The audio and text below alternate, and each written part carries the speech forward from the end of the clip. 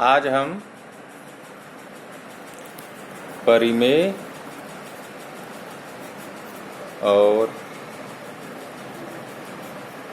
अपरिमेय संख्याओं के बारे में चर्चा करेंगे।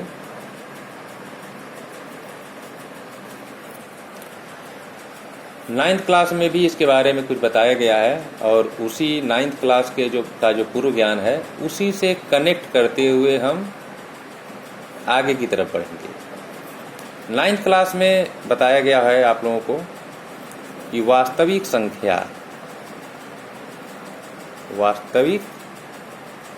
संख्या जिसे हम इंग्लिश में रियल नंबर कहते हैं,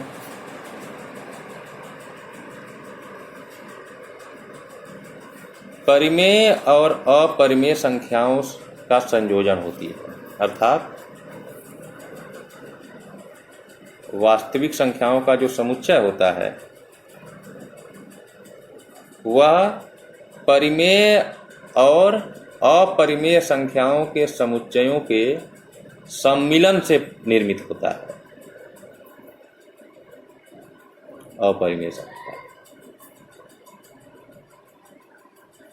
परिमेय संख्या को हम थोड़ा अंग्रेजी वर्ड भी ध्यान देंगे, इसी से इसका परिभाषा या समझने में आसानी रहेगा।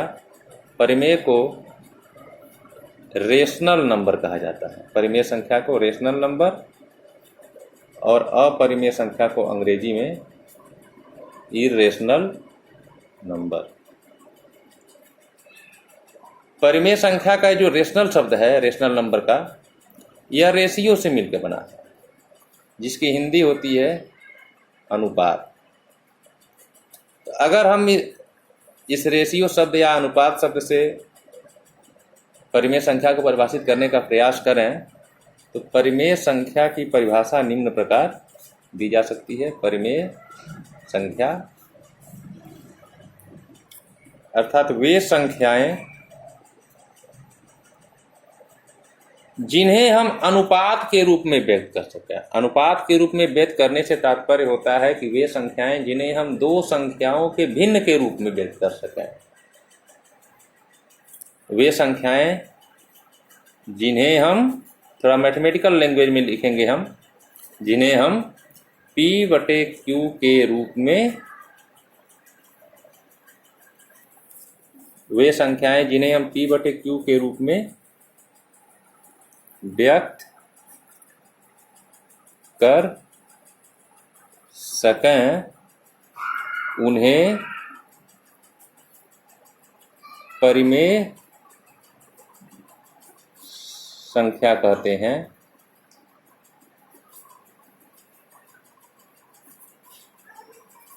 जहां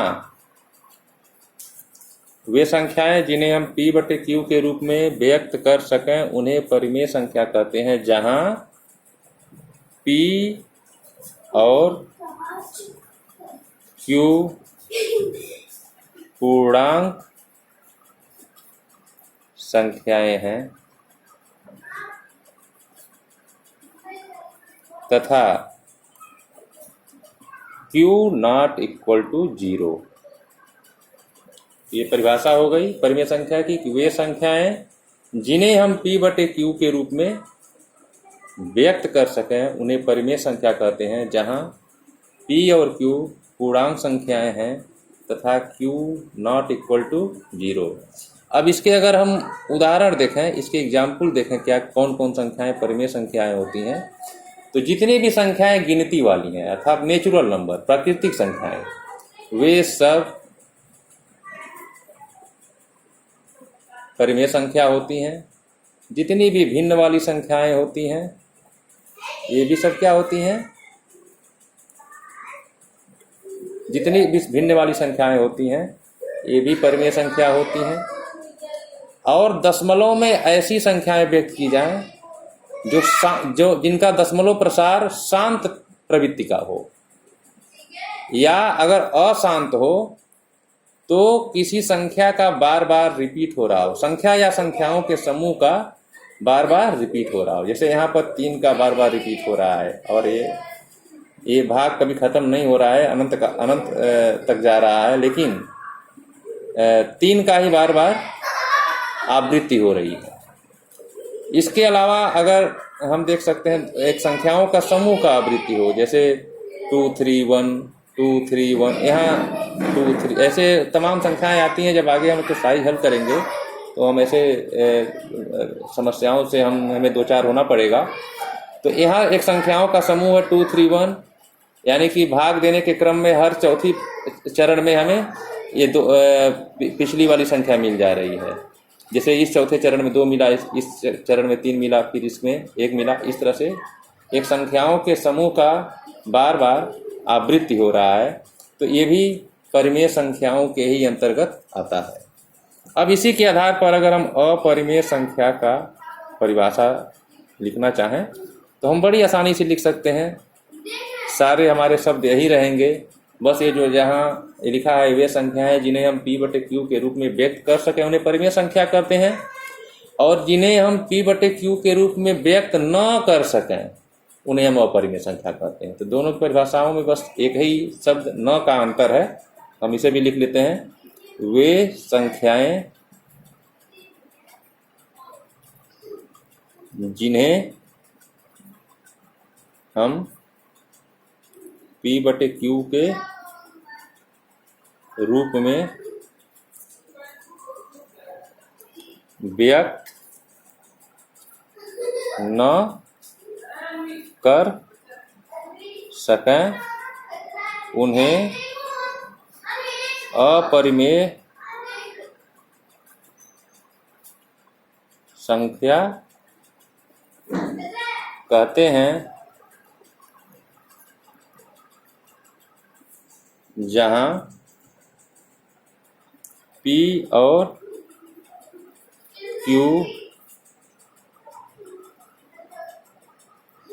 पूर्णांक संख्याएं हैं तथा Q ≠ 0। वे संख्याएं जिन्हें हम P/Q के रूप में व्यक्त न कर सकें उन्हें अपरिमेय संख्या कहते हैं, जहां P और Q पूर्णांक संख्याएं हैं तथा Q ≠ 0। अब इसके अगर हम एग्जाम्पल देखना चाहें कि कौन कौन से ऐसी संख्याएं हमारे संख्या पद्धति में हैं जो अपरिमेय संख्याओं के अंतर्गत आते हैं, तो करड़ी के अंदर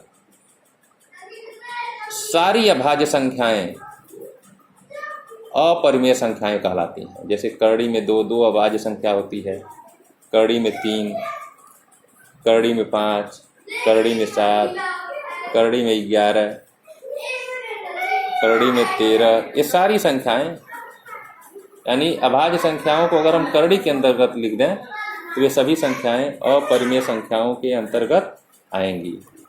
लेकिन ऐसा नहीं है कि केवल अभाज्य संख्याएं ही करड़ी के अंतर्गत लिखने पर अपरिमेय होती हैं। कुछ भाज्य संख्याएं भी ऐसी होती हैं जिनको अगर हम करड़ी के अंदर लिख दें तो वह अपरिमेय होती हैं। जैसे करड़ी में 8 ही हुआ, करड़ी में 8 हुआ, करड़ी में 6 भी, करड़ी में 6 एक भाज्य संख्या है लेकिन यह एक अपरिमेय संख्या।